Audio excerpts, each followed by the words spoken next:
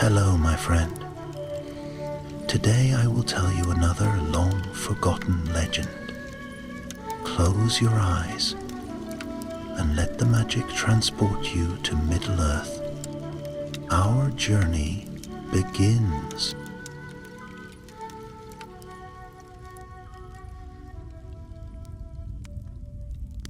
The Fellowship moved in hushed silence through the endless dark of Moria. Their footsteps echoed like the tread of ghosts, each sound swallowed swiftly by the blackness that surrounded them. The torches burned low, casting thin light on the carved stone walls where ancient dwarven runes and reliefs seemed to lean from the rock like watchful eyes. All about them hung a stillness heavy as iron, broken only by the distant drip of unseen waters and the scuff of boots upon the flagstones. Gimli, son of Glóin, walked with shoulders squared and head high, though his heart was far heavier than his tread betrayed.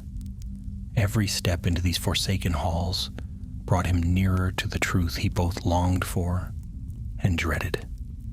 Balin, kinsman, lord, and friend of his father, had come here years before with brave folk to reclaim Khazad-dûm for Durin's heirs.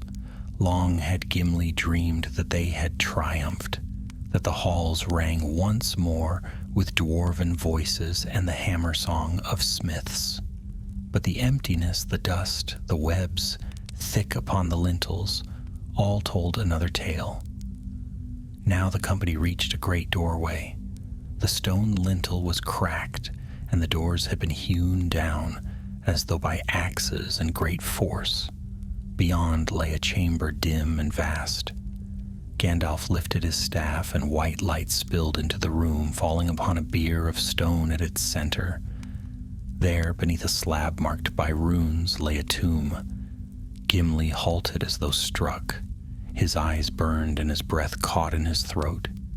The others looked on in solemn silence. At last Gandalf stepped forward and bent his keen gaze upon the runes. His voice was low, grave as he read aloud. Balin, son of Fundin, lord of Moria. He fell in Dimrill Dale. The words settled like cold ash over the company. Gimli staggered forward and dropped to his knees beside the tomb, pressing his hand upon the stone as though by touch he might pierce its silence. His beard brushed the slab as he bowed his head, and no one disturbed him. Even Pippin, usually quick with curiosity, stood quiet with wide eyes. Aragorn at last placed a hand on Gimli's shoulder. "You have your answer, son of Glóin," he said softly. "Your kinsman is gone." But Gimli did not stir. He traced the carvings upon the stone with trembling fingers, noticing the faint scratches in the edges, where tools had cut in haste. Balin's tomb had not been set with all the splendor of dwarves in days of old. It was the work of despair, wrought swiftly in fear of enemies pressing near. Gimli's heart clenched. Suddenly his keen eyes caught something else, a hairline crack running across the wall just behind the tomb, faint as a spider's thread. He frowned. The break was not of natural decay, but the mark of force. Some stones had shifted, leaving a sliver of dark gap, and along the edge, beneath centuries of dust, were faint scratches like runes half buried. His grief sharpened into alertness. Gimli rose slowly and leaned close, brushing away grime with his hand. Behind the tomb of Balin, son of Fundin, hidden beneath dust and shadow, lay signs that spoke of secrets that no hand had revealed in all the years since Balin fell. The sound of Gandalf turning pages from the great battered book he had found upon the floor stirred the silence again. His brows furrowed as he read the scrawled words of Ori, last chronicler of Balin's company. "They have taken the bridge and the second hall. We cannot get out. Drums, drums in the deep." The wizard's voice trembled with sorrow and grim certainty. Yet Gimli scarcely heard, for his gaze clung to the broken wall. His heart whispered that here lay something Balin had wished hidden, something left behind in the hour of doom. "Gandalf," he said suddenly, his voice rough, "there's more here than grief. Look." The wizard lifted his head, the lines of age deepened by the weary light. Aragorn, Legolas, and Boromir stepped close, peering where Gimli pointed. Indeed, the gap was visible now, no mere trick of stone. "A hidden door?" murmured Boromir. "No door," Gimli replied.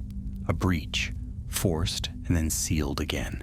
My kinsmen made haste, yet not enough to smooth their work. Something lies beyond." Legolas's sharp eyes gleamed, though unease shadowed his fair face. "And what would you seek behind the grave of your cousin, dwarf?" "The truth," Gimli answered, voice low as stone on stone. A silence followed, broken at last by the echo of some far-off sound, the faint thump of a drum, then another, deep as a heartbeat. The company stiffened. "Time is not our ally," Aragorn said sternly. "We must away ere the orcs are upon us." But Gimli's hands clenched into fists. Though danger pressed, though grief weighed him like chains, he felt it in his bones. Balin's tale was not ended here. A shadow hung upon the tomb, and until he uncovered it, he could not walk away. And so, in that chamber of death and silence, the seed of a new peril was sown. For Gimli, son of Glóin, had found more than sorrow in Balin's tomb. He had found the whisper of a secret waiting to be unearthed. The company stood in Balin's chamber, surrounded by silence so deep it seemed to press upon their ears. Dust lay thick across the stones, cobwebs stretched like tattered curtains between the pillars, and the air was heavy with the smell of old death. Gimli's eyes lingered on the hairline crack behind the tomb, a mark that others might have overlooked. But he was a dwarf, and the stone spoke to him more clearly than words on a page. "This is no chance break," he muttered. "The wall has been shifted, stones wedged back in haste. Something was hidden or sealed away." Gandalf closed the battered book of Mazarbul with a snap. His face was grim, his staff glowing faintly in the shadowed chamber. "The record is clear enough. Balin and his company were besieged by orcs and worse. They were overwhelmed. What more can be gained from stirring at the rubble?" But Gimli shook his head fiercely, his dark eyes shining. "I know the hands of my kin. This wall was worked after Balin's death. They sought to close something away, perhaps even in their final hour. Do you not see? We may find the last truth of their fate." Legolas shifted uneasily, his sharp gaze flitting to the dark doorway beyond. "Whatever they sealed away, dwarf, may be better left in darkness. Do not forget where we stand. This place is no longer a hall of kings, but a tomb for the lost." Aragorn laid a hand upon Gimli's shoulder. "We cannot tarry long. Already the drums echo from the deep. Yet if there is something here that must be known, then speak quickly, for we cannot linger." The dwarf hesitated only a moment. His grief was raw, his pride wounded, but stronger still was the stubborn fire that burned in his heart. To turn away now would be to forsake Balin's memory to silence. He drew forth his axe and stepped toward the crack in the wall. "Give me but a short while," Gimli said firmly. "If the way is barred, I will not press it further. But if there is a hidden chamber, then I must see it with my own eyes." Gandalf sighed deeply. "So be it. But haste, Gimli. Time is a precious coin here, and every heartbeat may cost us dearly." Gimli bowed his head in brief thanks, then set to work. His axe bit into the seam between the stones, Prying at mortar long crumbled. Dust rose in choking clouds as chips of rock fell away. Aragorn and Boromir stood ready with drawn swords, while Legolas knocked an arrow and turned his keen gaze toward the dark passages, listening for the faintest stir of approaching foes. The hobbits huddled together, watching with wide eyes as the dwarf labored. The wall gave way more swiftly than expected. With a low groan, a block shifted loose, and a chill breath of air spilled out, damp and foul, like the exhale of a long-sealed crypt. Gimli leaned forward, heart hammering, and widened the gap until at last he could peer inside. A narrow passage lay beyond, no more than a dwarf's breadth across, slanting downward into shadow. The smell of mold and rot seeped from the dark, making even Gimli's stout heart falter. Yet something glimmered faintly far within, like the gleam of metal catching torchlight. "I see a chamber," he said hoarsely, "and there is something there, something wrought by dwarven hands." Aragorn exchanged a troubled glance with Gandalf. "If we enter, we risk all. The noise of breaking stone may already have carried far." "Too late to ponder that now," Boromir said grimly, glancing toward the doorway, where the faint, distant thrum of drums beat again, slower but steady as a heart. "If foes come, they will find us whether we stand here or beyond that wall." Gandalf raised his staff, and the white light shone brighter, spilling through the breach. "Very well, quickly then. Let us see what your eyes have uncovered, Gimli, son of Glóin, but make no sound more than need be." One by one they passed through the narrow opening, crouching low. The passage was close, pressing in upon them like the throat of a tunnel, but it opened suddenly into a chamber carved with the care of dwarves. It was not large, no more than the size of a small hall, but the walls bore carvings half finished, as though abandoned in haste. Broken weapons lay scattered across the floor, rust-eaten swords and shields marked with the emblems of Durin's folk, and there, in the farthest corner, stood a stone chest bound with iron. Gimli's breath caught in his throat. The chest was engraved with the runes of Khazad-dûm, the mark of Balin's house etched upon its lid. He approached reverently, brushing away centuries of dust. With his hands, his fingers lingered on the seal, for it had been shut with lead and stamped with Balin's own crest. "What treasure lies within?" whispered Pippin, eyes shining with both fear and wonder. Gimli did not answer at once. His heart pounded, and for a moment he feared to break the seal, as though the chest itself held Balin's spirit. But the need for truth overcame his dread. With the flat of his axe he cracked the seal, the sound echoing like a thunderclap in the chamber. He lifted the heavy lid, and inside lay a bundle of scrolls, bound in leather and tied with a dwarven clasp. Gandalf leaned forward, his eyes flashing. "Records," he breathed, "the last words of Balin and his folk." But there was more. Beneath the scrolls lay a helm, dented with the mark of a blow, stained dark with what no years could wash away, and beside it a dagger of strange make, its hilt wrought not by dwarves, but by the orcs of Mordor. Gimli stared at the weapon with horror. To find such a blade within Balin's hidden chest was no small matter. "A spy," Aragorn said grimly. "One of your folk betrayed them." Gimli's face burned. His hand clenched the dagger until his knuckles whitened, and his voice shook as he spoke. No true dwarf could. "Yet the blade lies here," said Boromir. "It was hidden with care. Perhaps Balin discovered treachery, even in his final days." Before Gimli could reply, Legolas stiffened suddenly, his ears catching what others had not yet heard. "They are coming," he whispered. "The drums draw nearer, and I hear the feet of many swift and heavy."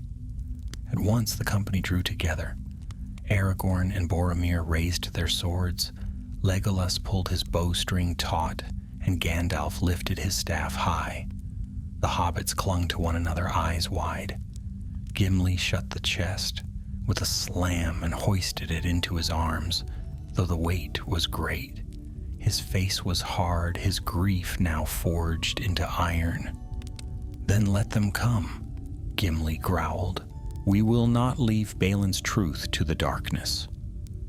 And as the first shouts of orc voices rang through the halls beyond, the fellowship braced for battle, hemmed in by death and shadow, yet steeled by the secrets of Balin's hidden tomb.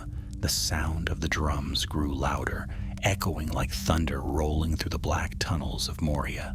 Boom, boom, boom. Each beat seemed to strike against the hearts of the company, quickening their breath and chilling their blood. Then came the horns, harsh, shrill blasts that made the stone itself seem to quiver. The orcs were coming, and they were many.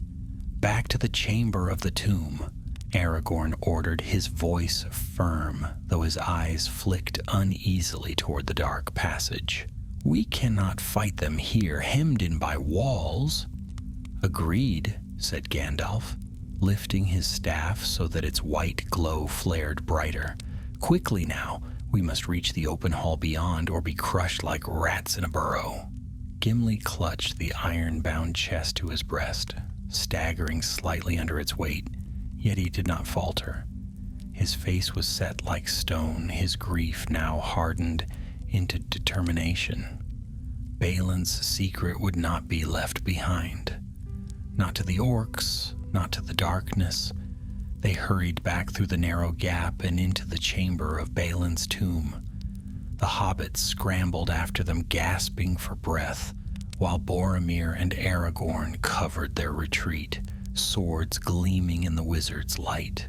The distant clatter of armored feet grew louder with every passing moment. Soon the enemy would be upon them. "Bar the breach," said Gandalf quickly. "We dare not leave the way open behind us." Gimli set down the chest and seized the loose stones with strong hands. In moments he and Boromir had dragged the blocks back into place, jamming them into the gap as best they could. Dust and mortar spilled across the floor, but the passage was sealed once more, at least for a while. "Good," Gandalf muttered. "Now we face them where we may strike back." He turned toward the doorway of the chamber, the same shattered entrance through which they had come. Already the flicker of torchlight danced in the distant darkness beyond, and the harsh cries of orc voices carried through the air. "Stand firm," Aragorn called, raising his blade. "Let them come, but let them pay for every step." The fellowship formed a line before the doorway. Boromir stood beside Aragorn, shield raised and sword gleaming. Legolas loosed an arrow into the shadows, and a shriek rang out. Gimli hefted his axe, planting his feet wide. Even the hobbits, though trembling, drew their small blades, ready to strike if the fight pressed too near, and behind them all, Gandalf's staff shone with blinding light, a beacon in the gloom. Then the orcs came.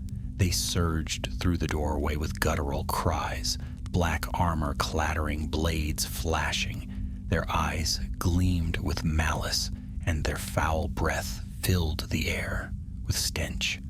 Aragorn's sword swept down, cutting the first orc to the floor. Boromir's shield crashed into another, hurling it back. Legolas's arrows flew swift and sure, each shot finding its mark. And Gimli roared like a storm, his axe rising and falling with deadly strength. Steel rang upon steel, the clash of battle filling the tomb. The floor grew slick beneath trampling feet, the air thick with the cries of dying foes. Still the orcs pressed forward, driven by the drums and horns that thundered in the deep. For every one that fell, two more surged to take its place. "Hold fast!" cried Aragorn. "Hold!" The hobbits slashed and stabbed with desperate courage, striking at legs and arms of foes that loomed above them. Sam's blade bit into an orc's knee, and he dragged Frodo back just as another spear thrust past them. Merry and Pippin fought back to back, their small swords flashing in the wizard's light. But the tide was heavy, and the chamber shook with the weight of the assault.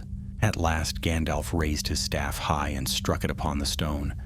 A brilliant light flared, blinding the orcs, and his voice thundered like a storm. "You shall not have them. Be gone, filth of the dark." The orcs shrieked, stumbling back as though struck by invisible hands. For a moment the tide broke, and the fellowship seized their chance. "This way!" Aragorn shouted, cutting down another foe. "To the stairs! We cannot be trapped here." They forced their way out of the chamber, driving the orcs back with steel and fury. Gimli snatched up the chest once more, though its weight threatened to drag him down, and followed close behind. The company burst into the larger hall beyond, its high pillars rising like trees of stone into darkness overhead. Here there was space to move, though shadows lay thick, and the echoes of battle rang from every side, yet their escape was not clean. The orcs poured after them, swarming into the hall like a black tide. Arrows hissed from the gloom, clattering against stone or biting into shields. The drums boomed louder, horns blared, and the cries of the enemy rose to a deafening pitch. The fellowship was surrounded. "We are too few," Boromir cried, raising his shield against a hail of arrows. "We cannot hold them all." "Then we cut our way through," Aragorn answered grimly, "to the eastern door, if it still stands." Gimli's arms ached with the weight of the chest, but he would not let it go. Balin's last words, Balin's truth. It was his duty to carry them. He swung his axe with one arm, cleaving helm and bone alike, while clutching the chest to his breast with the other. His breath came harsh, his face was streaked with grime and blood, but still he fought on. It was then that Legolas gave a sharp cry, his keen eyes flashing toward the shadows above.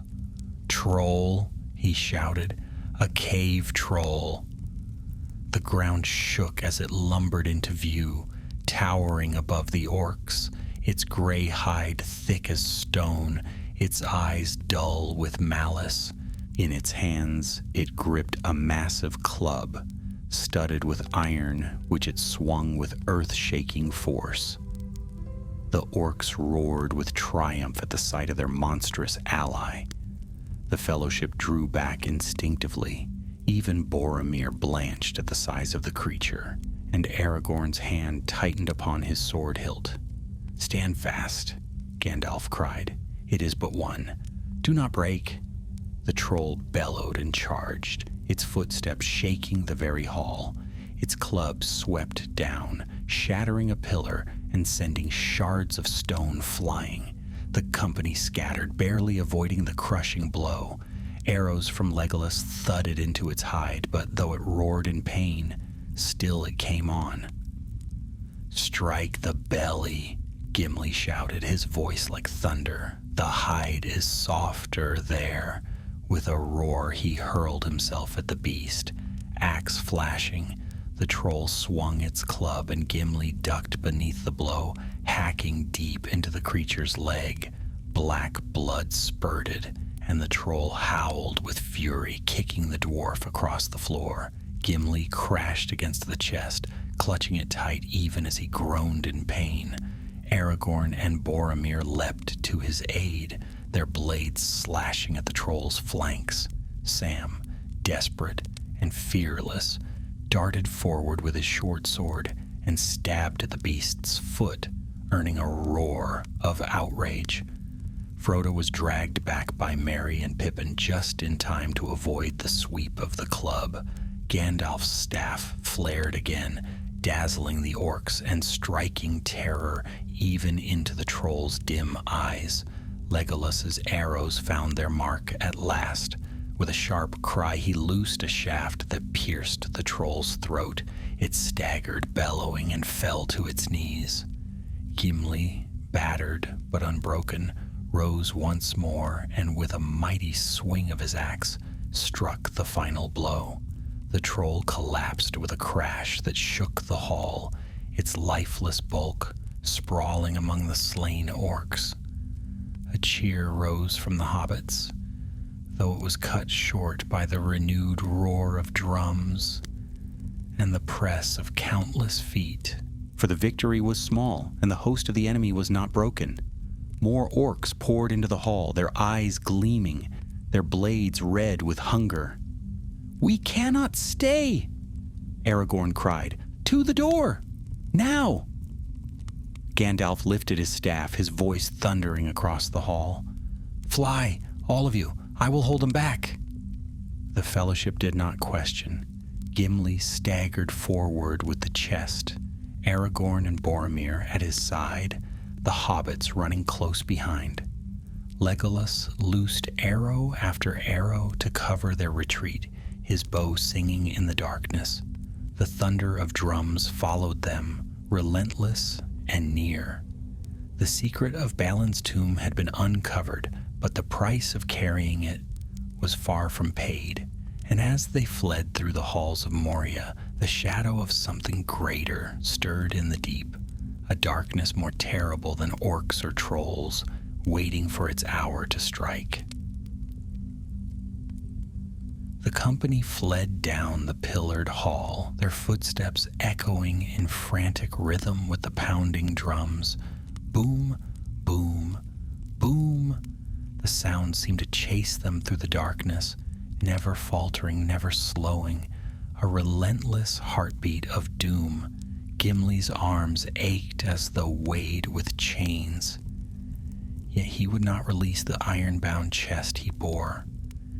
Its weight dragged at him, but he clutched it to his breast, for within it lay Balin's last words, the truth of his cousin's end. To abandon it now would be to abandon Balin himself, and the Gimli would never do.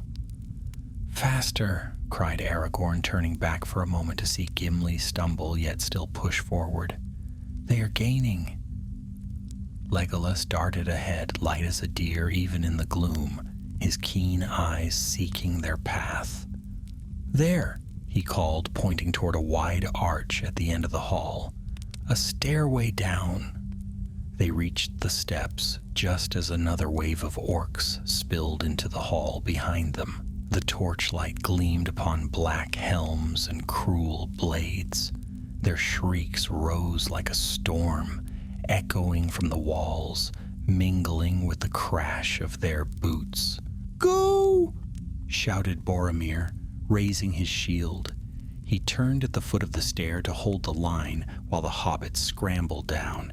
Aragorn joined him, blades flashing. Gimli half staggered, half ran after them, the chest clutched tightly. The stair was broad but steep, descending into deeper blackness. The company stumbled downward, the clash of battle ringing at their backs. Gandalf came last, his staff blazing white, his voice shouting words of power that crackled through the air like lightning. The orcs recoiled from the wizard's wrath, but still they pressed on, a tide that could not be stemmed forever. The stair ended in a vast, echoing hall. Its ceiling soared so high the wizard's light barely reached it, and its walls were lined with great columns carved like giants, their faces stern and sorrowful. Broken statues lay scattered across the floor, shattered by the ruin of ages.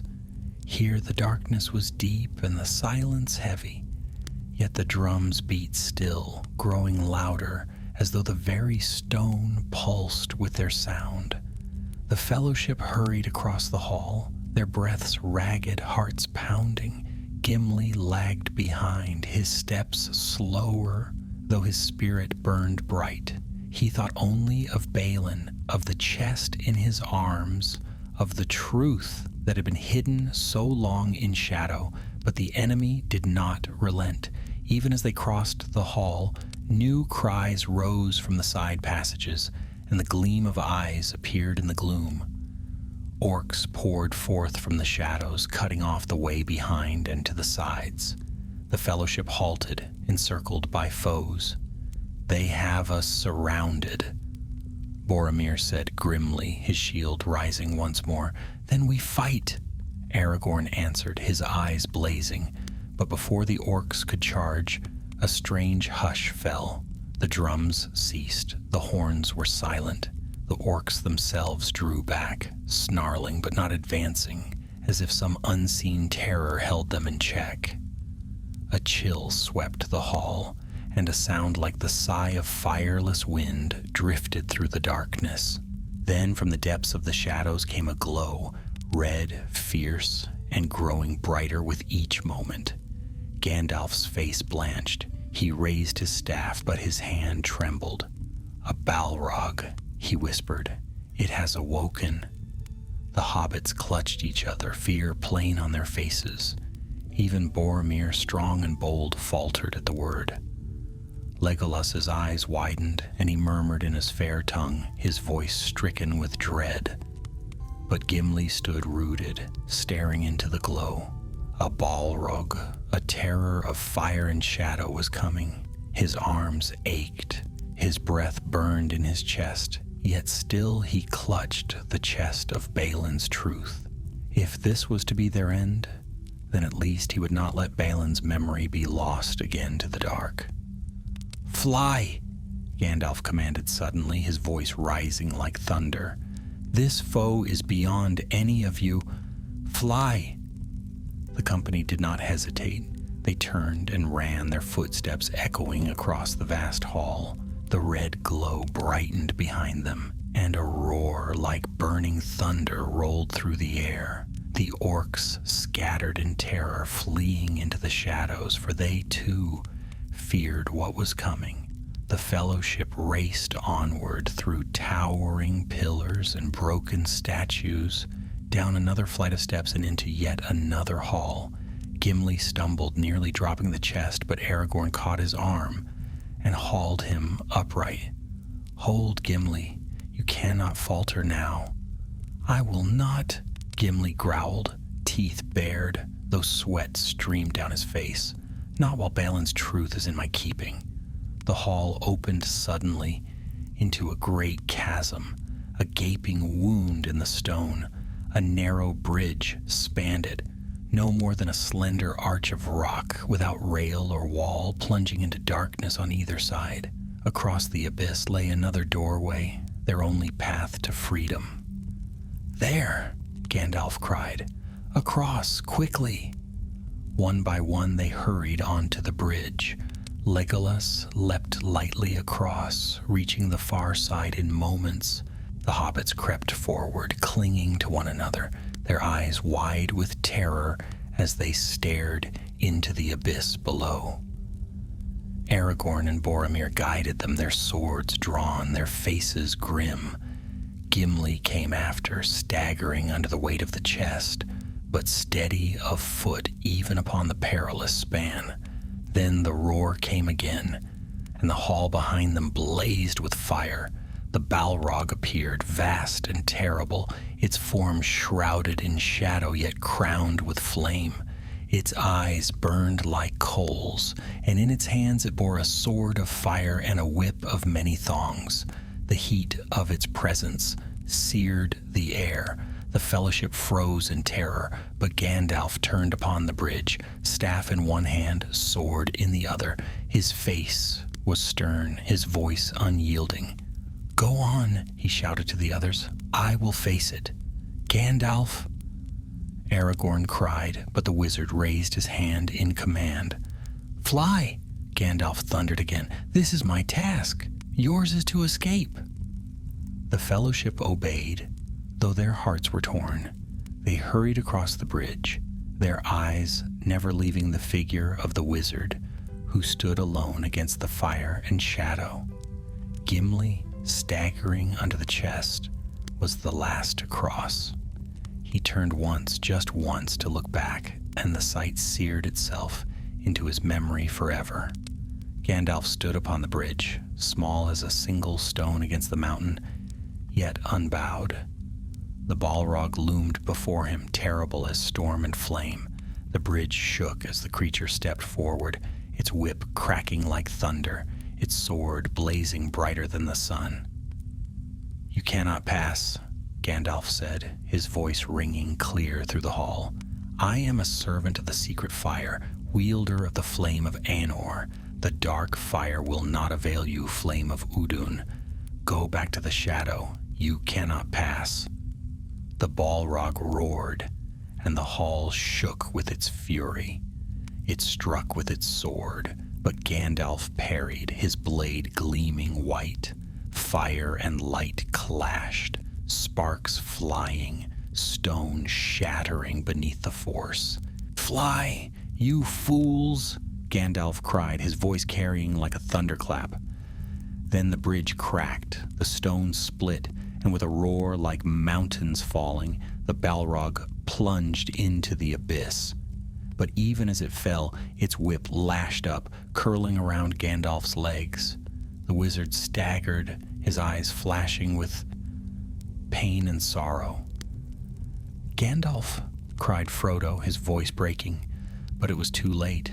Gandalf was dragged from the bridge, his form vanishing into the abyss with the Balrog.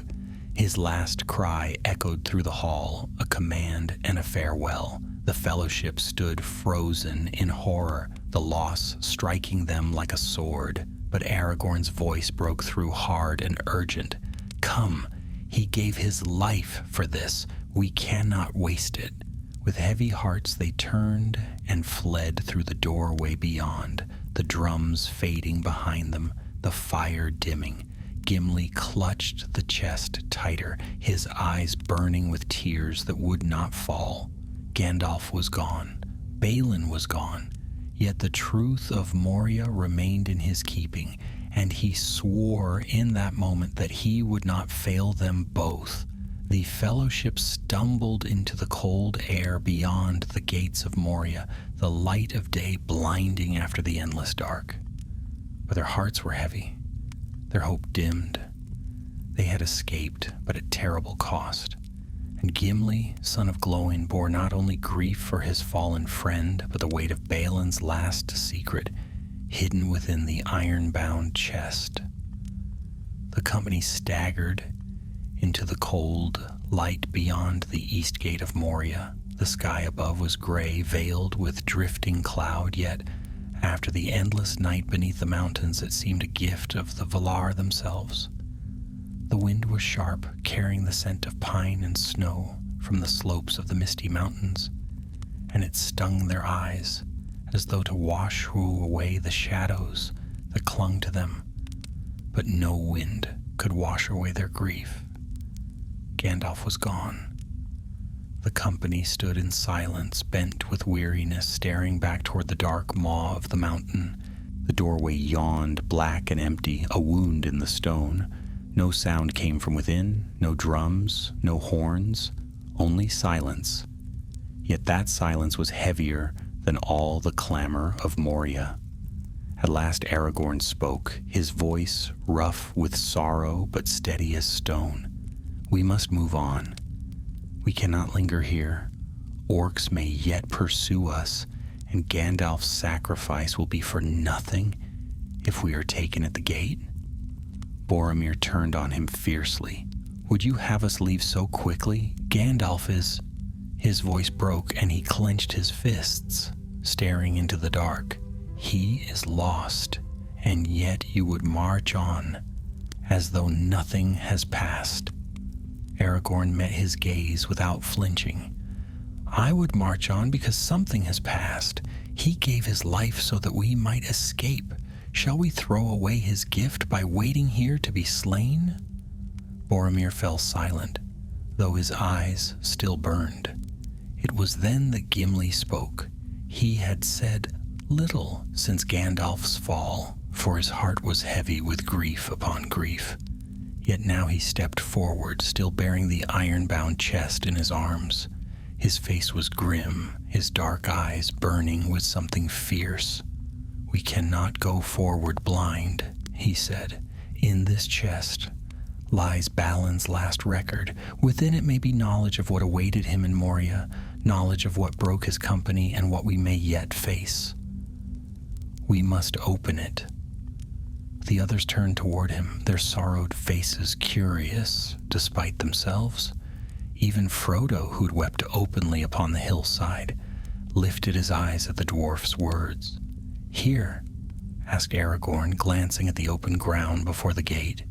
"It is not safe." "Then we go a little way," said Gimli firmly. "Not far. Only until we find shelter enough to rest and to see what Balin left us. I will not carry this burden in silence any longer. My kinsman's voice must be heard." Aragorn studied him for a moment, then nodded. "So be it. We shall go to the woods yonder." He pointed toward a cluster of fir trees clinging to the lower slope, their dark boughs thick enough to conceal them from prying eyes. The company moved slowly, their limbs stiff with weariness, their hearts aching. The hobbits leaned on one another, their steps faltering, yet they pressed on without complaint. Legolas walked lightly, though his fair face was shadowed with grief. Boromir strode heavily, his jaw tight, his eyes never straying far from the ring-bearer. And Gimli, though bowed beneath the chest, would not let another touch it. It was his burden, his duty. At last they reached the shelter of the trees. The branches muffled the wind, and needles crunched softly underfoot. Here they paused, gathering in a small clearing ringed with pine and fir. Aragorn set the watch, though his eyes too turned often toward Gimli and the chest he bore. The dwarf set it down with care upon the ground. The iron bands were rusted but strong, the seal of Balin's house still faintly visible upon the lid. Gimli knelt beside it, his hand resting upon the cold metal. For a long while he did not move. His head bowed, his shoulders shook, and his breath came ragged. At last he spoke, his voice low and rough. "Balin, son of Fundin, was a lord of our people, wise and bold. He came to Moria with brave folk to reclaim Khazad-dûm for Durin's heirs. My father loved him well, as did I, and now he lies in a tomb beneath stone and silence. If this chest holds his last words, then I would know them, though they bring only sorrow." No one answered. They waited, silent and still, as Gimli took his axe and pried the lid. The seal cracked with a sharp snap and the chest creaked open. Inside lay the bundle of scrolls he'd seen before, bound in leather and clasped with a simple knot. With reverent hands he lifted the scrolls, untying the knot and unrolling the first.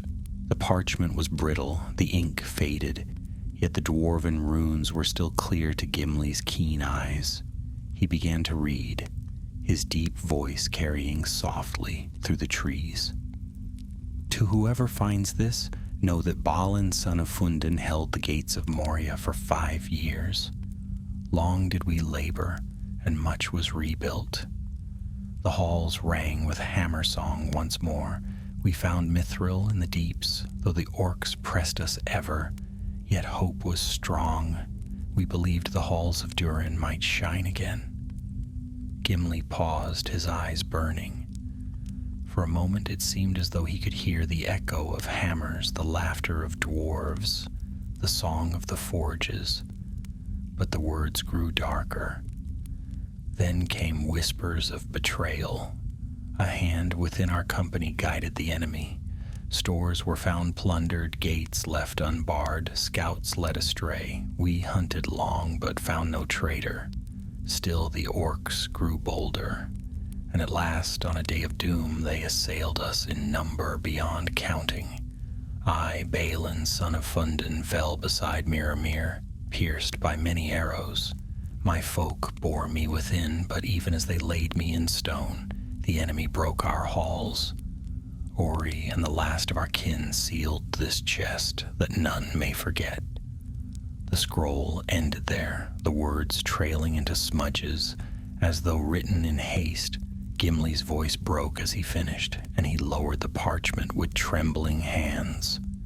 "A traitor," Aragorn said quietly. "That is the truth Balin wished hidden. No dwarf would betray his kin." Gimli growled fiercely, his grief turning to anger. "It cannot be." Yet even as he spoke, he remembered the dagger of orc make that had lain within the chest beside the scrolls. Its hilt was still etched in his mind, crude and foul, and he knew that Balin's words were no lie. Legolas spoke softly, his fair face troubled. "If a dwarf did betray them, then his name is not written here."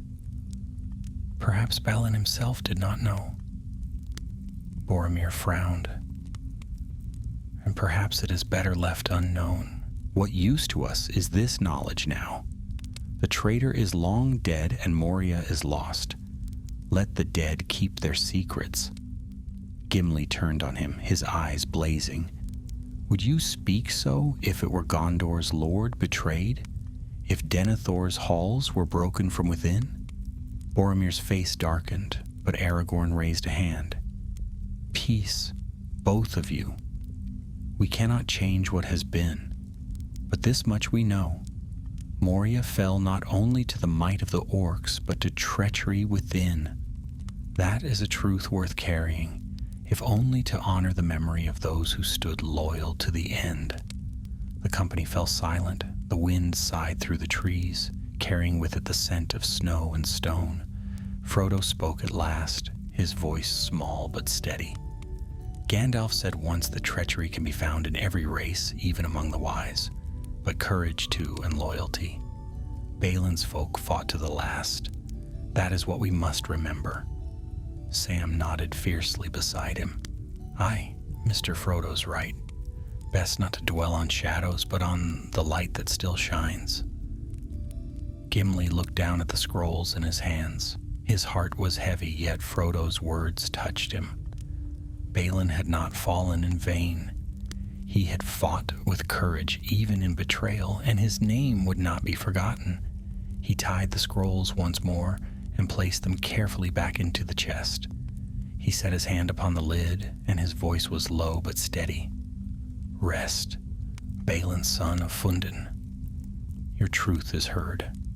Your memory shall not be lost again to the dark." No one spoke after that. The company sat in silence, each wrapped in their own thoughts, of Gandalf, of Balin, of betrayal and courage. Above them the clouds drifted, and the wind whispered through the branches. And though their hearts were heavy, Gimli felt a small spark of resolve kindle within him. He would carry Balin's truth to the end of his road, whether to Rivendell, to Gondor, or to the very fires of Mordor. The chest was his burden, and he would not forsake it. The company left the shadow of Moria behind, yet the memory of it clung to them like a weight upon their shoulders. The road eastward led them into the Dimrill Dale, where a clear stream ran bright over white stones, and tall pines stood upon the slopes. The air here was cool and fresh, a balm after the stifling dark of Khazad Dûm, yet no joy stirred in their hearts. They paused by the Miramir, a still lake lying deep at the valley's foot. Its surface shone like glass, reflecting the gray sky and the mountains above.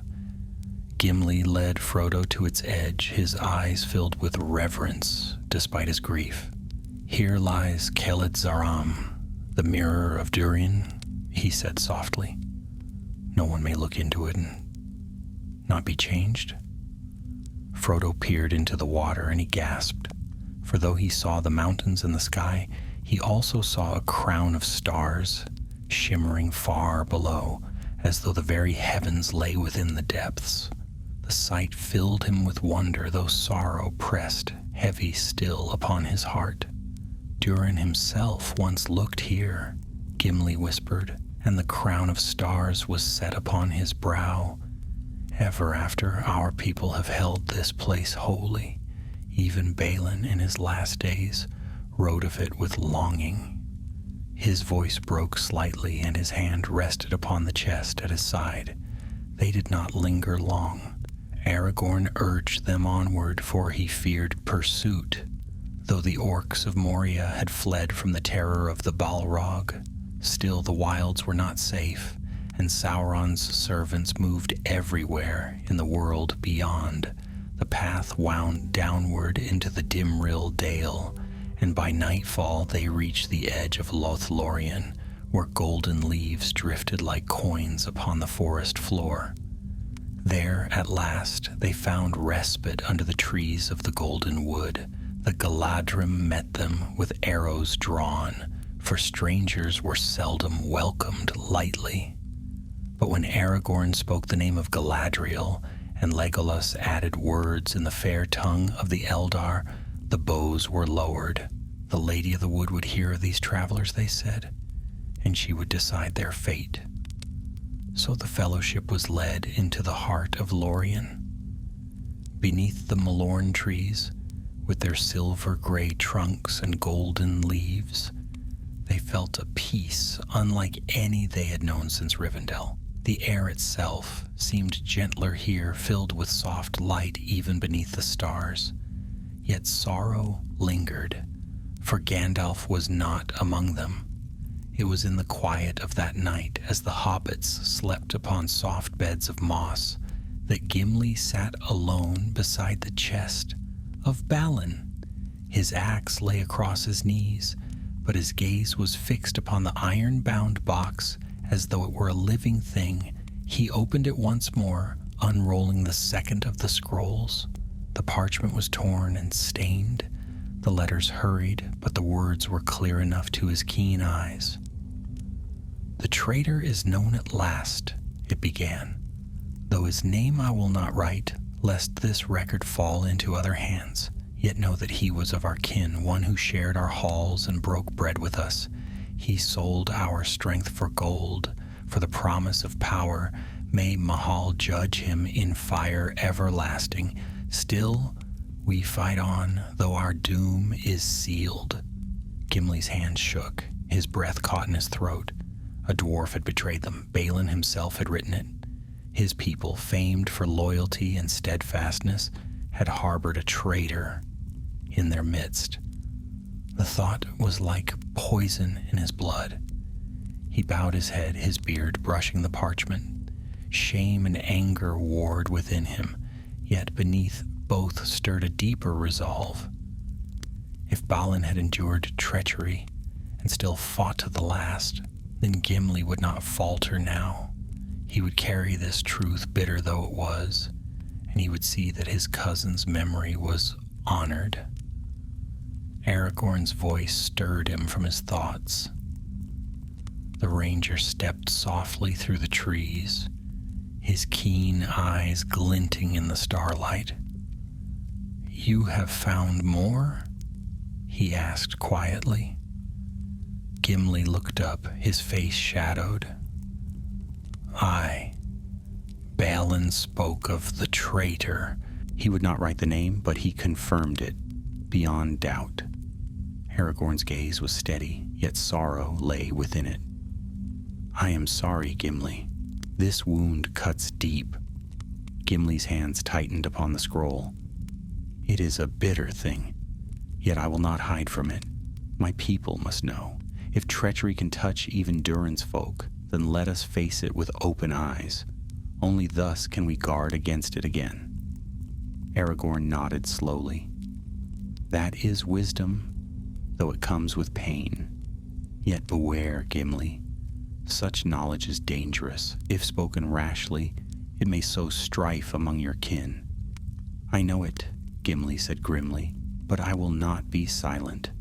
I swore to bear Balin's truth to the end, and I will keep that oath."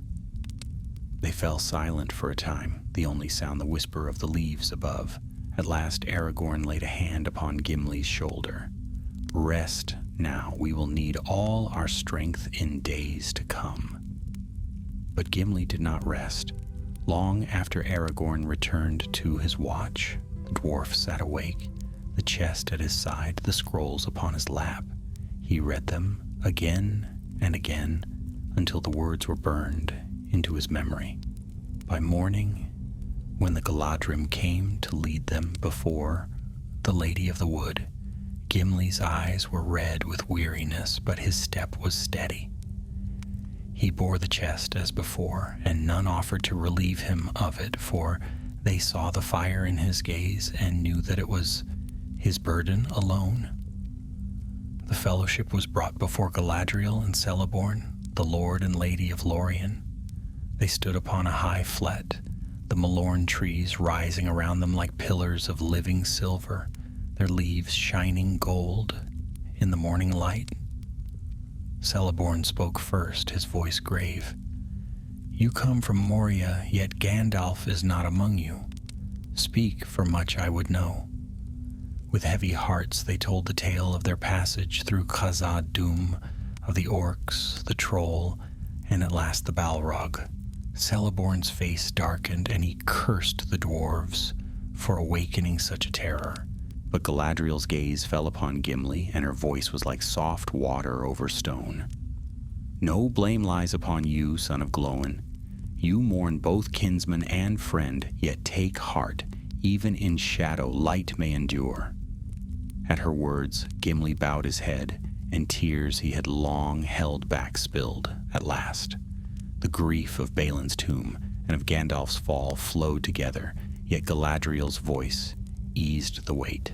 Still, he kept the chest close, speaking nothing of its contents.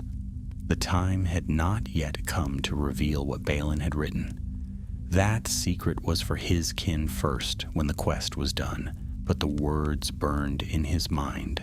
The traitor is known at last. Whoever it had been, that dwarf was gone, yet treachery itself was not. It was a shadow that walked in every land, and Gimli swore that he would never let it touch his companions, not while his axe could bite and his heart still beat. And so, in the Golden Wood, beneath the gaze of Galadriel, Gimli, son of Glóin, found his grief tempered with new resolve. He had lost Balin and Gandalf, but he had not lost hope. The quest must go on, and Balin's truth, sealed in iron and carried in Gimli's arms, would travel with him to the world's end. The fellowship lingered in Lothlorien for many days. Though time seemed strange within the Golden Wood, sunlight fell through the golden leaves like honey poured upon silver, and the air was filled with the song of unseen birds. Even the sorrow of Moria was eased a little by the peace of that land, though it never left them entirely. The hobbits found wonder in every glade and tree. Merry and Pippin marveled at the great Malorn trunks, taller and wider than any tree in the Shire. Sam was entranced by the flowers, many of which he had never dreamed of, their colors brighter and their scents sweeter than any garden of Hobbiton. Even Frodo, heavy as his burden was, felt lighter in spirit under the gaze of Galadriel. Yet Gimli was changed most of all from the moment he had looked into the lady's eyes. He was as one awakened. He had spoken no word of Balin's chest to her, nor of the traitors mentioned in the scrolls, yet something in her gaze seemed to pierce his grief. He found himself walking lighter, as if some of the burden had been lifted, though he never let the chest out of his sight. At night he would sit apart, unrolling the scrolls once more. There were 3 in all, and he had read them so often that he could almost recite them by heart. Yet still he searched, hoping for some hidden clue, some name or sign that Balin had left half-veiled. The second scroll had spoken clearly. The traitor is known at last. But the third was the strangest, its words broken, scattered as though written in haste while enemies hammered at the gates. To Durin's line, if this be found, know that the enemy used guile as well as strength. Beware the shadow that speaks fair words. Beware the hand that promises gold. We die, but the halls will remember. The rest was smudged beyond reading. Gimli's brows knotted each time he read it. The shadow that speaks fair words. Who was it, Balin? Why did you not write his name? But the parchment held no answer, and the truth remained locked away. On the morning of their parting, Galadriel gave each of the fellowship a gift. To Aragorn she gave a sheath wrought for his sword, to Legolas a bow of the Galadrim, to Sam a box of earth, to Frodo the light of Arendil. To Gimli she gave 3 golden strands from her own hair, which he accepted with reverence and wonder. But as the company prepared to depart down the river, she paused before him once more, her voice soft as the rustle of leaves. You carry a weight not all can see, Gimli, son of Glóin. Guard it well, for it is more than iron and parchment. Within it lies memory, and memory is the root of hope, as much as of sorrow. Gimli bowed low, and for a moment the fire of grief in his heart was quenched by awe. He swore silently that he would guard Balin's chest with his very life. So they departed Lorien in boats given by the Galadrim, floating down the silver waters of Anduin. The forest fell away behind them, its golden leaves glimmering in the distance, until at last only the wide river and the looming hills filled their sight. The days upon the river were long and quiet, the only sounds the splash of oars and the cries of birds wheeling overhead. Yet even in that seeming peace, tension grew. Boromir's gaze often strayed toward Frodo, his eyes dark with unspoken thoughts. Aragorn watched him closely, though he said little. One night, as they camped upon a small island in the river, Gimli sat apart with the chest beside him. Legolas approached quietly, his steps soundless even upon the stones. You guard that box as though it were a treasure beyond price, said the elf softly. It is, Gimli answered at once. His hands rested upon the iron lid, his voice fierce. Within it lies the last words of my kin. Would you have me cast it aside? Legolas shook his fair head. I do not question your loyalty, Gimli. Yet I wonder, is the burden not heavy? You carry it as though it were bound to your soul. Gimli looked up sharply. And what of it? If Balin's truth is heavy, then I will bear it. Better a heavy truth than a light lie. The elf studied him for a moment, then nodded slowly. Perhaps so. But remember, friend, the dead do not always ask the living to bind themselves in chains. Sometimes they ask only to be remembered. Gimli frowned, his pride stung, yet he could not dismiss the words. Still he turned away, muttering, It is mine to bear. The night passed in silence, though Gimli did not sleep deeply. Each time he closed his eyes, he saw Balin's tomb, the crack in the wall, the dagger of orc make lying in the chest. He heard again the words of the scroll. The traitor is known at last. By day the river bore them swiftly south, the land growing wilder on either side.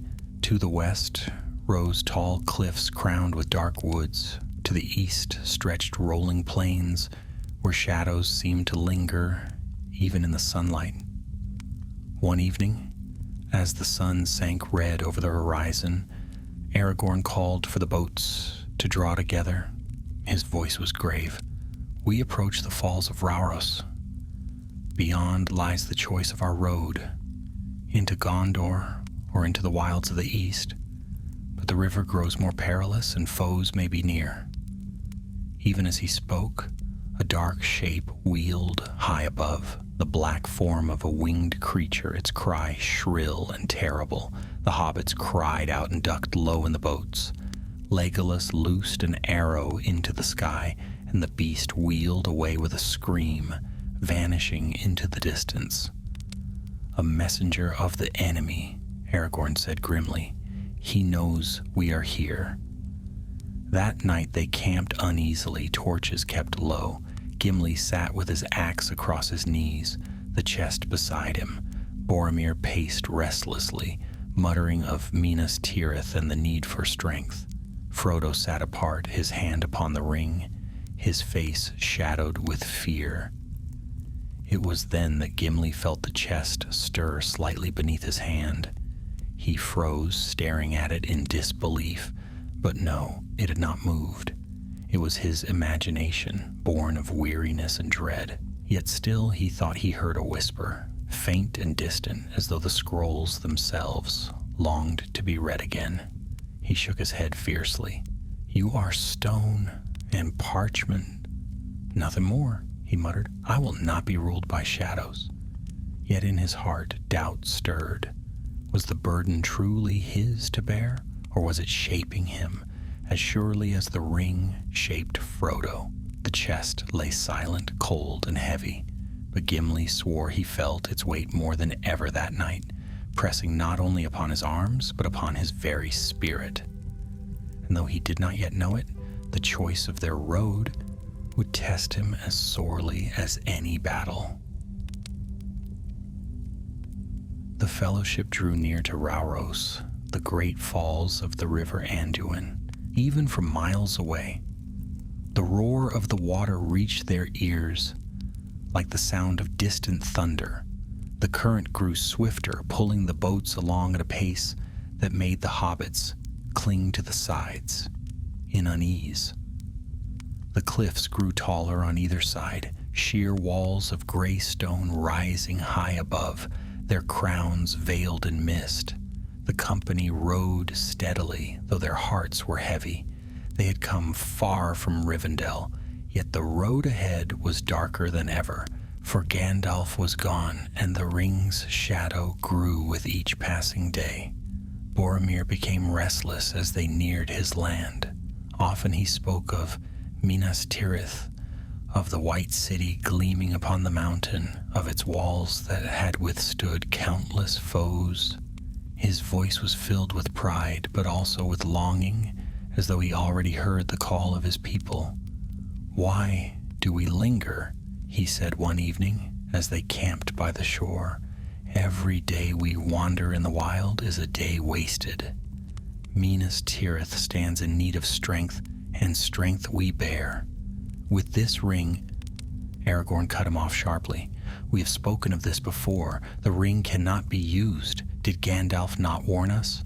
Its power would consume even the mightiest." Boromir's eyes flashed.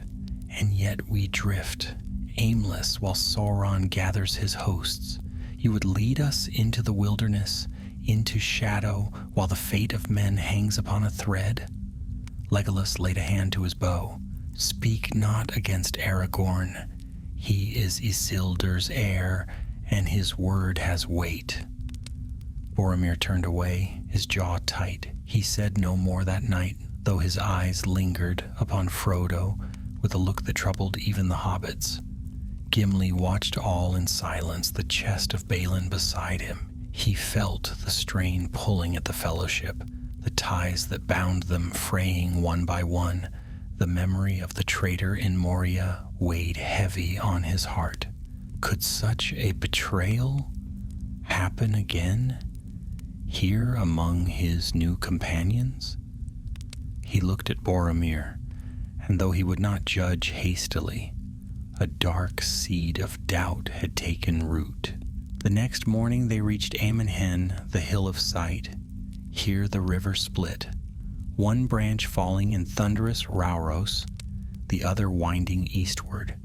They beached their boats upon a small landing, for Aragorn wished to take counsel before choosing their road. The hobbits were weary, and Sam begged Frodo to rest a while. Aragorn agreed, though he urged that they not tarry long. The air itself seemed thick with unease, as though eyes unseen watched them from the shadows of the woods. It was there that the breaking of the fellowship began. Frodo wandered into the trees, seeking a quiet place to think. The ring weighed heavily upon him, whispering in his mind. He did not see Boromir until it was too late. The man of Gondor stepped from behind a tree, his eyes blazing, his voice low but urgent. "Frodo," he said, "why do you hesitate? Why do you not come with me to Minas Tirith? Together we could use the ring to strike at Sauron, to save Gondor, to save all free folk. Do you not see? It is folly to waste this gift." Frodo's face paled. "You are wrong, Boromir. The ring cannot be used. Gandalf said so, Aragorn says so. It would destroy us all." Boromir's voice grew harsher. "Gandalf is dead, and Aragorn dreams of kingship that will never be his. Why do you listen to them when Gondor is in need? Give me the ring, Frodo."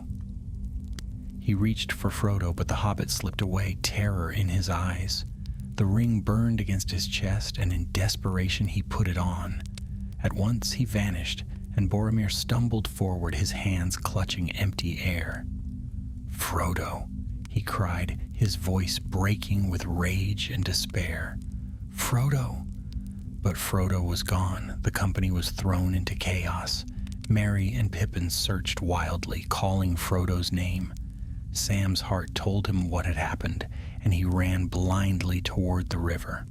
Aragorn shouted for order, but even as he tried to gather them, a horn blast echoed through the woods. Boromir's horn. It rang out clear and desperate, a call for aid. The fellowship froze. Then came another sound, the harsh cries of orcs, many and near. "Orcs!" Legolas cried, his bow already in hand. Aragorn's face hardened. "To Boromir! Quickly!" They raced through the woods, weapons drawn. The cries of orcs grew louder, and the clash of steel rang through the trees. When they burst into the clearing, the sight before them struck their hearts like a blow. Boromir stood with his back against a great tree, his shield splintered, his horn cloven. Orcs swarmed around him, tall and fierce, larger than any they had seen before. Black-fletched arrows bristled in his side, yet still he fought, his sword hewing through the enemy like lightning. "Gondor!" he cried, his voice thunderous. "For Gondor!" The fellowship leapt to his aid. Legolas's arrows flew swift, felling orcs one after another. Aragorn's blade flashed, cutting through the press. Gimli roared, swinging his axe with fury, his grief and anger bursting forth in a storm of blows. The hobbits, small yet fearless, darted among the enemy, slashing at legs and arms, but the orcs were many, and they fought with strange discipline. These were no common goblins, but Uruk-hai of Isengard bred for war. Despite their valor, the fellowship could not reach Boromir in time. As they cut through the press, another flight of arrows struck him, piercing his chest. Still he stood, staggering but unbowed, until at last the tide bore him down. With a final cry, he fell to his knees, his sword still in his hand. Aragorn reached him then, driving back the orcs with a fury none had seen before. The Uruks fled at last, dragging with them captives, Merry and Pippin, struggling in vain against their iron grip. "No!"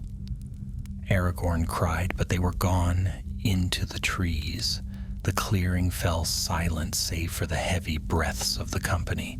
Aragorn knelt beside Boromir, lifting his head gently. Blood stained the grass, dark and heavy. Aragorn. Boromir's voice was faint, broken. I tried to take the ring from Frodo. I have paid. Aragorn's face was sorrowful. You fought bravely. You kept your honor at the last.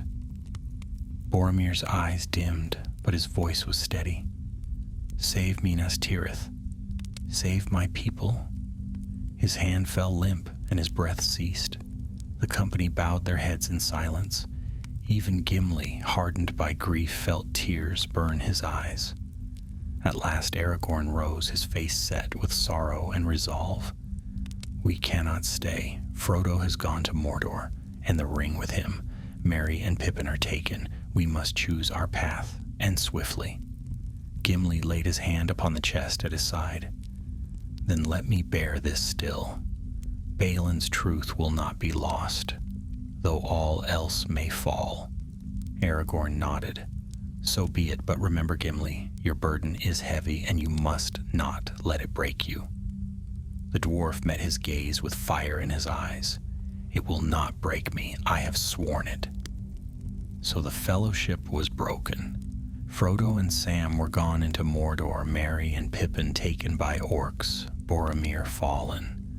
Only Aragorn, Legolas, and Gimli remained together, their hearts torn by loss, yet bound still by duty.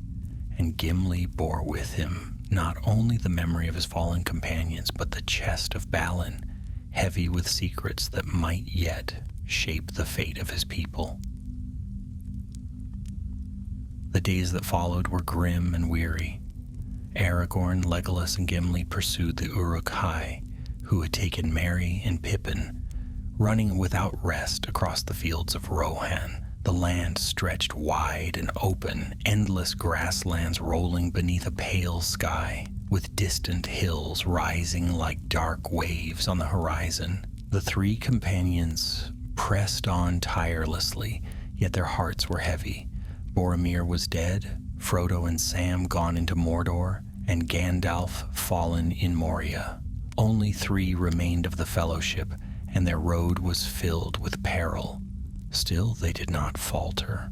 Aragorn's keen eyes read every mark upon the ground, the trampled grass, the broken twigs, the footprints of orcs dragging small captives.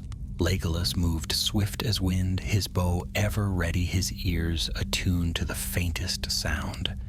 Gimli labored to keep pace, his legs shorter, his gear heavier, yet he ran with the strength of stone, and always the iron-bound chest of Balin's truth was strapped upon his back, its weight pressing into his shoulders like a reminder of all they had lost. 30 leagues we have run since dawn, Gimli muttered one evening, sinking to the ground at last when Aragorn called a brief halt.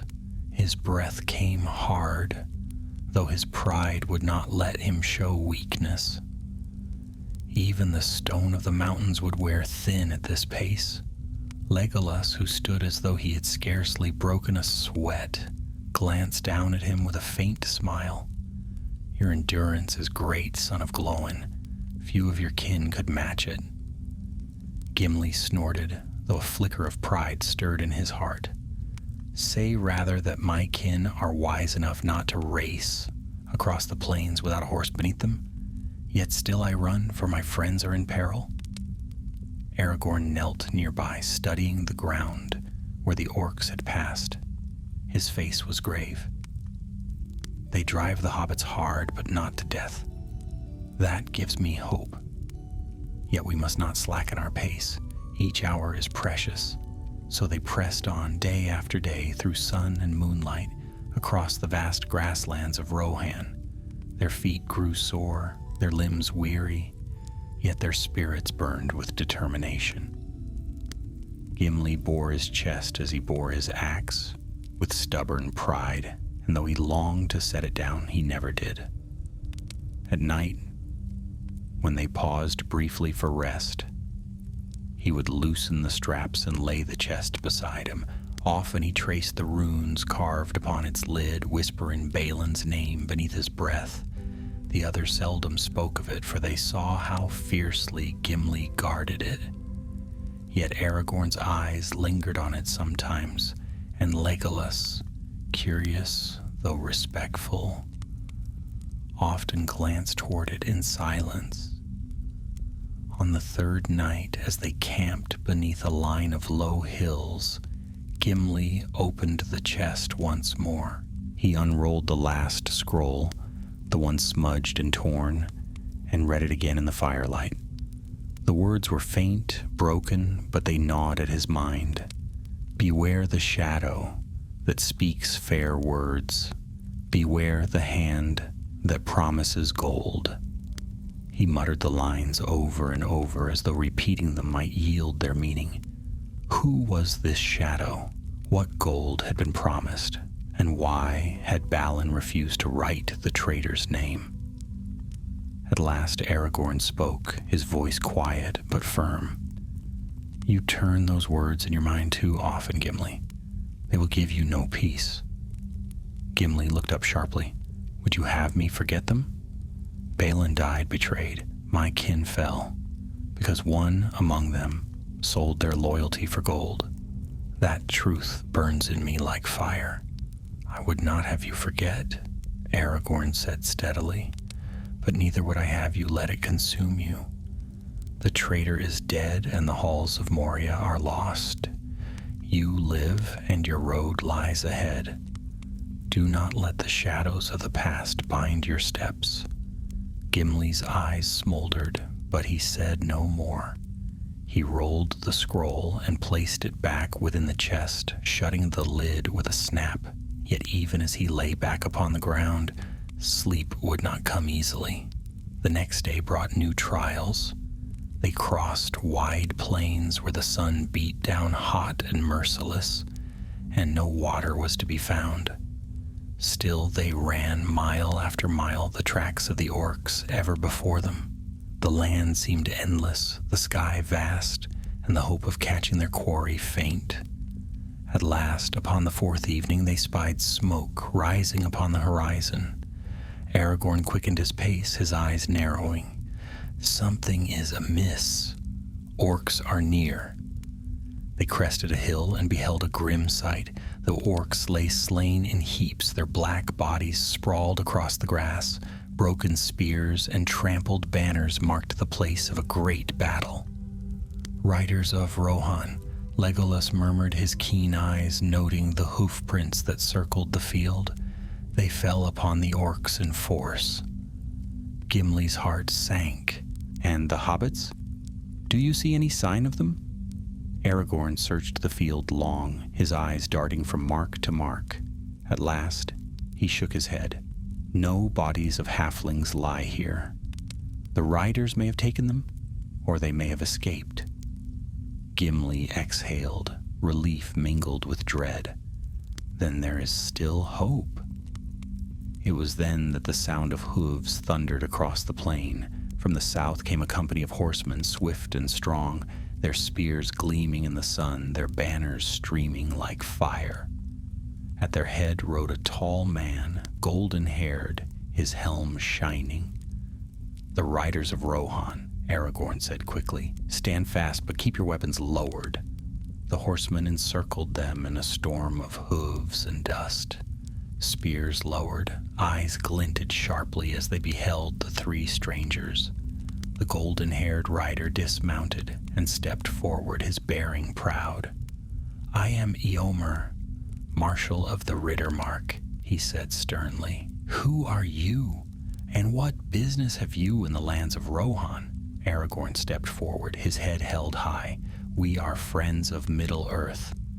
I am Aragorn, son of Arathorn. With me are Legolas of the Woodland Realm and Gimli, son of Glóin.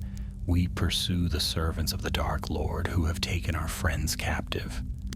Eomer's eyes flicked to Gimli, lingering briefly upon the chest at his side. You carry strange burdens, dwarf. Speak truth, for we trust no wandering folk in these days of war. Gimli met his gaze squarely. This chest is no concern of yours, rider. It holds the memory of my kin, and I will not yield it to any. For a tense moment, Eomer's eyes narrowed, but then Aragorn spoke swiftly, telling of their quest, of the fellowship of the orcs who had fled across the plain. Eomer listened in silence, and at last he nodded. Your tale rings true, he said. The orcs you seek lie dead upon the field. We slew them all, for they are the servants of Saruman, who now defiles our land. If your friends were among them, I did not see them. Perhaps they escaped into the wood nearby. Hope flickered in Gimli's heart. He gripped his axe tightly. Then we will search the wood until we find them. Eomer regarded them with a mixture of doubt and respect. I can spare you no men, but I will give you horses, for your feet alone cannot match the speed of war. Yet take heed, if you are false, you will not escape Rohan alive. With that, he gave them 2 steeds, tall and swift. Gimli grumbled at first, for dwarves and horses were seldom friends, but Aragorn insisted, and at last he mounted behind Legolas with a muttered oath. So the 3 companions rode into the night, swift as the wind, the chest of Balin bound tightly across Gimli's back. The land rushed past beneath them, the stars wheeling above, and the wind tore at their hair and cloaks. And though Gimli's heart burned with hope for Merry and Pippin, still the words of the scroll echoed in his mind. Beware the shadow that speaks fair words. Beware the hand that promises gold. He wondered as the hooves thundered onward whether that warning was meant only for Moria or for a darker road still to come. The horses of Rohan carried them swiftly across the plains, their hooves thundering upon the earth. Gimli clung behind Legolas, muttering under his breath, for dwarves were not made for such swift and lofty travel. Yet he held fast the chest of Balin bound securely to his back, its weight pressing into him, even as the horse surged like a wave beneath his legs. Dwarves were never meant to fly like arrows, he grumbled, though Legolas only laughed, his hair streaming in the wind. Better than trudging on weary feet, is it not? The elf called over his shoulder. Gimli gave no answer, for his teeth were clenched too tightly. By dawn they came upon the borders of a strange wood. The trees stood tall and ancient, their trunks gnarled and twisted, their branches thick with green that seemed deeper than the spring season should allow. The air about the place was heavy, filled with a smell of moss and damp earth, and the shadows beneath the boughs were dark, though the morning sun shone bright. Aragorn dismounted, his keen eyes studying the trampled grass near the edge of the forest. The trail of the hobbits leads here, he said. The orcs were slain, but the little ones passed into this wood. Gimli frowned, gazing into the gloom beneath the trees. A dark and queer place, I do not trust it. Legolas stepped lightly down, his fair face troubled, yet not with fear. This is Fangorn. I have heard tell of it. The trees here are older than many kingdoms, and they remember much. It is said they are not wholly silent. Trees that speak? Gimli snorted. I will believe it when I hear it. Still, if the hobbits have gone within, we must follow. So they tethered the horses and entered the forest. The air grew close, filled with the rustle of unseen leaves, though no wind stirred. Shafts of sunlight pierced the canopy in narrow beams, but most of the wood lay in shadow, its silence heavy as stone. They walked carefully, Aragorn tracking the faint signs left by the hobbits. Here a bent blade of grass, there the mark of small feet in soft earth. The ranger's eyes were sharp, but even he found the trail difficult among the tangled roots and moss. The deeper they went, the stranger the wood seemed. The trees leaned close as though listening, their bark rough and furrowed like aged faces. Gimli's hand strayed often to his axe, though he dared not swing it here. Even he felt the weight of unseen eyes upon them. "Do you not feel it?" Legolas whispered. "The wood is awake. It watches us." "I feel only that I do not like it," Gimli muttered. Yet in truth, he too sensed something alive in the forest, something vast and ancient, though it moved not as men or beasts. At last, as they pressed deeper, they came upon a clearing where the ground rose in a mound. There Aragorn halted, his hand upon his sword, for upon the mound sat a figure unlike any they had seen before. It was tall, taller than any man, with a body like the trunk of a tree and arms like great branches. Its beard was long and green, like trailing moss, and its eyes were deep, slow, and filled with a light that seemed older than the world itself. For a long moment none spoke. Then the great figure stirred, and its voice rumbled like the creak of boughs in the wind. "Whom? 3 strangers in Fangorn. One of the fair folk, one of the short folk, and one who smells of men. Whom? This is strange indeed." Legolas bowed low, awe in his voice. "You are an Ent. Whom indeed? Treebeard is my name, if name you seek. Oldest of the Ents, and perhaps the oldest living thing that walks in these woods. But what brings such as you here, Aragorn stepped forward, speaking with respect. "We seek 2 of our companions, small folk called hobbits. They were taken by orcs, but escaped into this forest. Have you seen them, Treebeard?" Treebeard's deep eyes blinked slowly, as though thought itself took time to move. "Hobbits. Whom, yes, I know them. Merry and Pippin they are called. They are safe, for I have taken them under my care. Strange little creatures full of laughter even in fear. They sit now in my house, learning the ways of the trees." Relief swept through the 3 hunters. Gimli let out a deep breath he had not known he held. "Thanks be to the Maker. They live." Treebeard leaned down slightly, his eyes fixing upon Gimli. "And you, son of stone, you carry a heavy burden upon your back. I feel its weight even from here." Gimli stiffened. His hands tightened upon the straps of the chest. "It is mine to bear, a memory of my kin. I will not part with it." Treebeard's voice rumbled low. "I do not seek to take it, but be wary. Old secrets can cling like ivy, winding tight until they choke the branch. Do not let it bind you."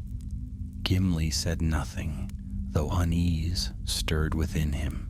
To be so swiftly read by this strange being unsettled him.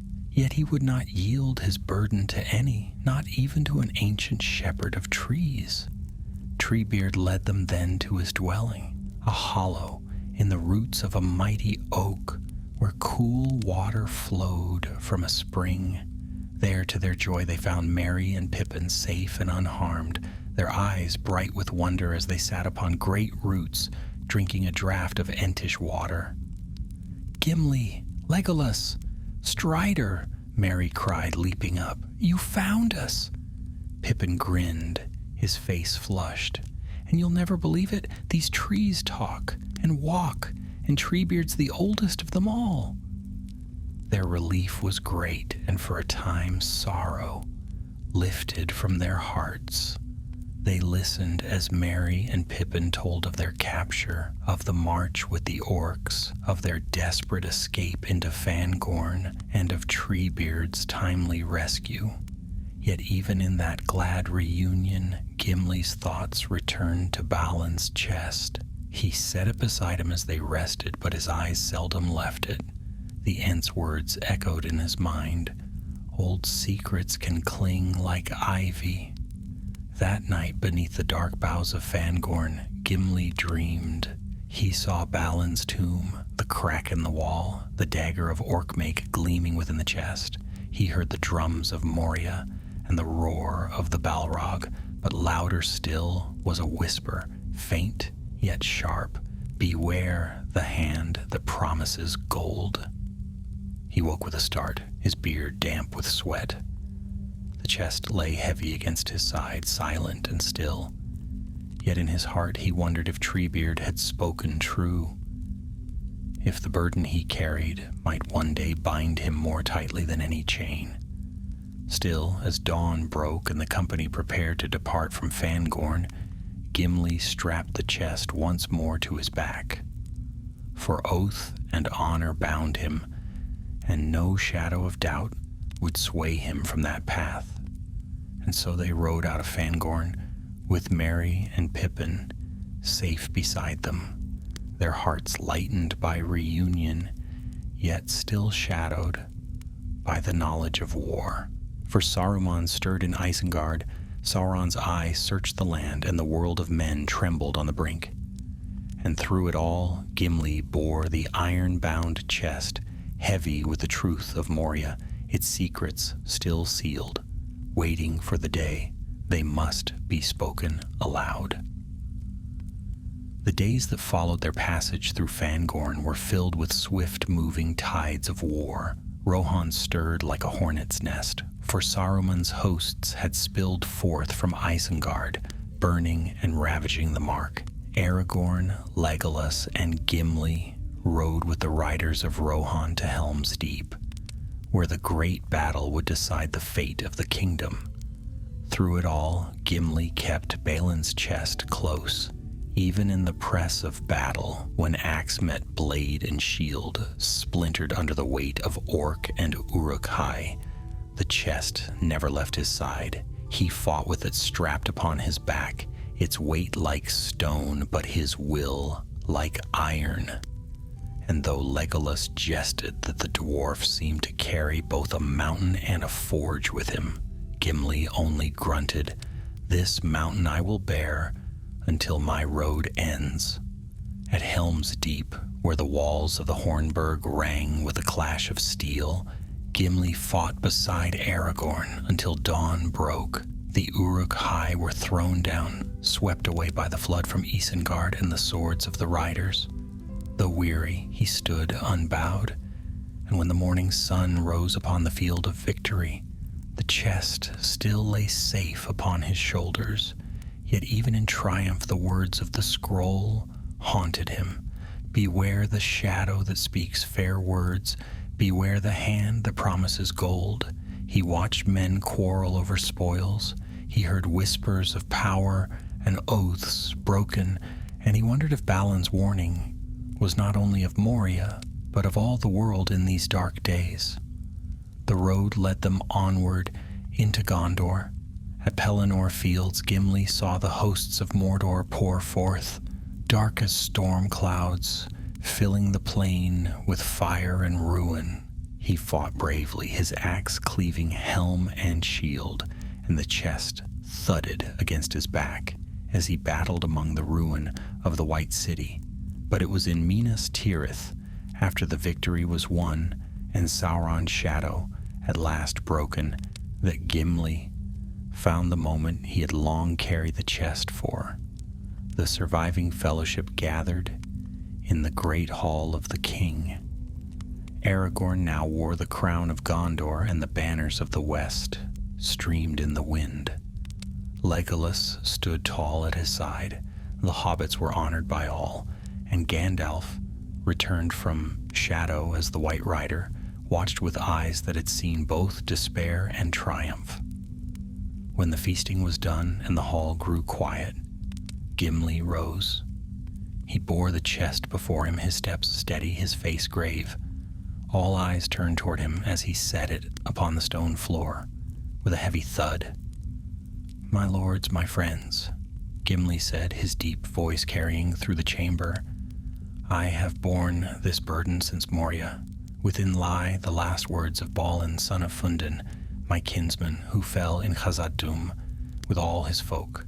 Now his truth must be spoken, for his memory deserves no less. A hush fell. Gimli opened the chest, his hands reverent, and drew forth the scrolls.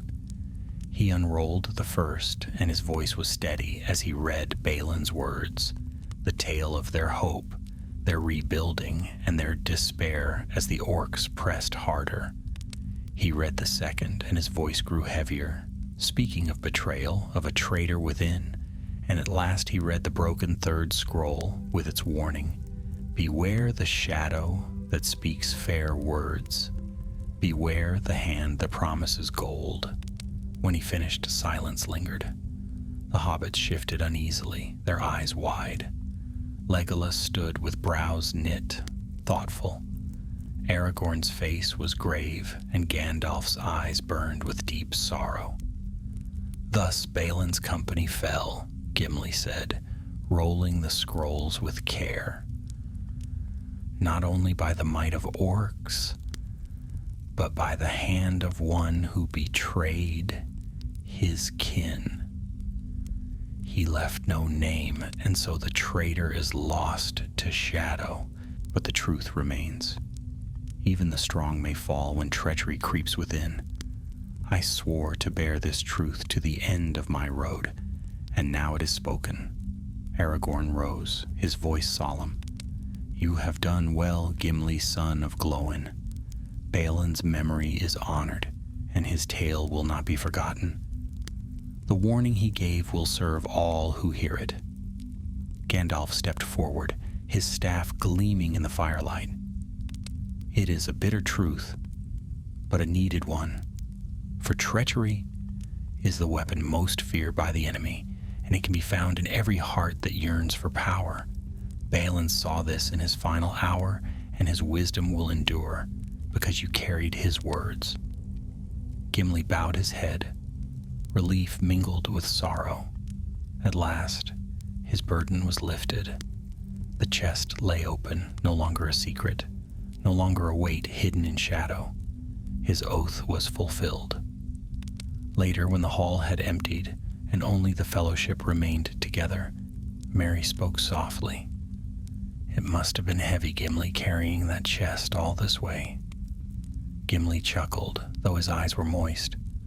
Aye, heavier than any stone I have borne. But the weight was not in the iron or the wood. It was in the memory of Balin and in the sorrow of my people. Now the weight is shared, and it is lighter. Sam patted his arm. You've done right by him. That's what matters. Yes, Frodo said quietly, his hand upon his breast, where the ring had once hung. Sometimes carrying a burden is the only way to honor those we've lost.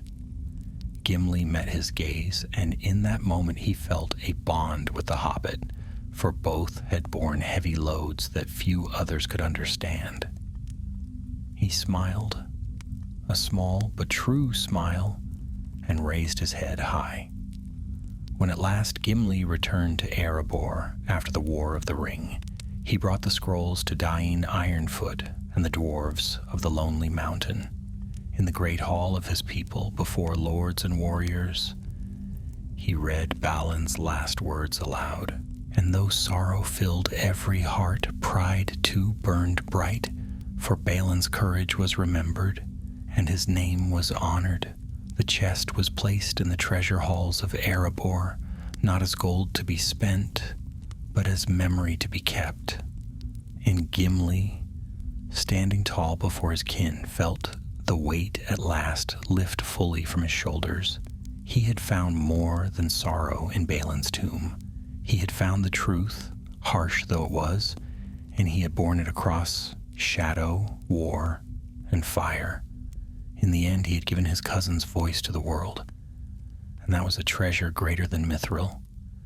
And so the tale of Balin's tomb, long hidden in darkness, was brought into the light, carried by the steadfast heart of Gimli, son of Glóin, who proved that even the heaviest burdens may be borne with honor and that memory once spoken can never again be lost.